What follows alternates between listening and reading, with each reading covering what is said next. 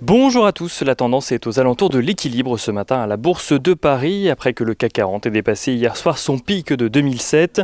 L'indice parisien qui est à présent à quelques dizaines de points de son plus haut niveau et de son niveau record atteint en 2000. Les investisseurs qui ont été rassurés hier par les minutes de la Fed notamment, qui indiquent que rien ne permet d'anticiper une hausse des taux plus rapide que prévu et également une réduction du montant des rachats d'actifs donc de la Réserve fédérale américaine. Jérôme Powell qui a d'ailleurs pris la parole lui-même hier en fin de journée et qui a réitéré sa volonté de ne pas réduire son soutien à l'économie pour le moment.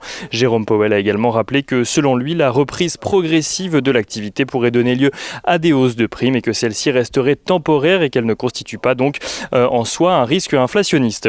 On note d'ailleurs que ce risque inquiète moins les investisseurs, le rendement à 10 ans américain restant aux alentours des 1,65% depuis plusieurs jours. Du côté des statistiques à suivre à présent ce matin, on notera qu'en France, la production industrielle rechute au mois de février. Celle-ci recule de 4,6% sur le mois après une progression de 3,3% au mois de janvier.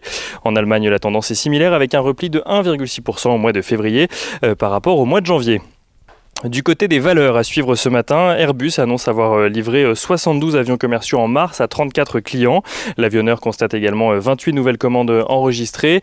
Au total, sur le premier trimestre, Airbus a livré 125 avions à 44 clients. Et on note également que l'équipementier automobile Hackwell dégage de son côté un bénéfice net de 85,5 millions d'euros en 2020, affichant une marge de 12% sur l'année environ, en progression de 3,7 points par rapport à 2019.